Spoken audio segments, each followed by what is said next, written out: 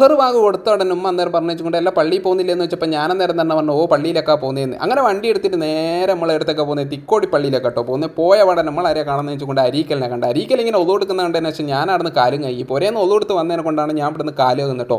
അങ്ങനെ അരീക്കൽ പള്ളീൻ്റെ ഉള്ളിലേക്ക് കയറുന്ന സമയത്ത് ഞാൻ അതിൻ്റെ ബേക്കിൽ നിന്ന് ഞാനും കയറി. കറക്റ്റ് സമയത്ത് എത്തിയതിനെ കൊണ്ട് ഞങ്ങളെല്ലാവരും ഒരുമിച്ച് ഇങ്ങ് നിസ്കരിച്ച് കഴിഞ്ഞ് പള്ളിയിൽ കുറച്ചിറങ്ങി ഇരുന്നിട്ടോ. അന്നേരം തന്നെ ഞാൻ പറയുകയും ചെയ്തു എനിക്കൊന്ന് പഞ്ചായത്തിൻ്റെ അടുത്ത് പോകാനുണ്ട് എന്ന് അരീക്കലിനോട് പറഞ്ഞപ്പോൾ പറഞ്ഞാൽ പോടുന്നു. പോകുന്ന സമയത്ത് വണ്ടിയിൽ പെട്രോൾ കുറവായതിനെ കൊണ്ട് നമ്മളെ പഞ്ചായത്തിൻ്റെ അടുത്തുള്ള പെട്രോൾ പമ്പ് കയറിയിട്ട് കുറച്ച് പെട്രോളും അടിച്ച് നല്ല അടിപൊളി പെട്രോൾ പമ്പൊക്കെ ആക്കി കിട്ടോ. റോഡിൻ്റെ പണിയൊക്കെ കഴിഞ്ഞതിന് ശേഷം അങ്ങനെ നേരെ നമ്മളെ ഫെഡറൽ ബാങ്കിൻ്റെ നേരെ സൈഡിൽ എന്താക്കി വണ്ടി ഇങ്ങ് സൈഡാക്കി. ആടെ ലേശം പൈസ ഇടാനുണ്ടായിരുന്നു. വേറൊരാളെ പൈസ ഇടാൻ വേണ്ടിയിട്ട് പോകട്ടോ CDMൽ.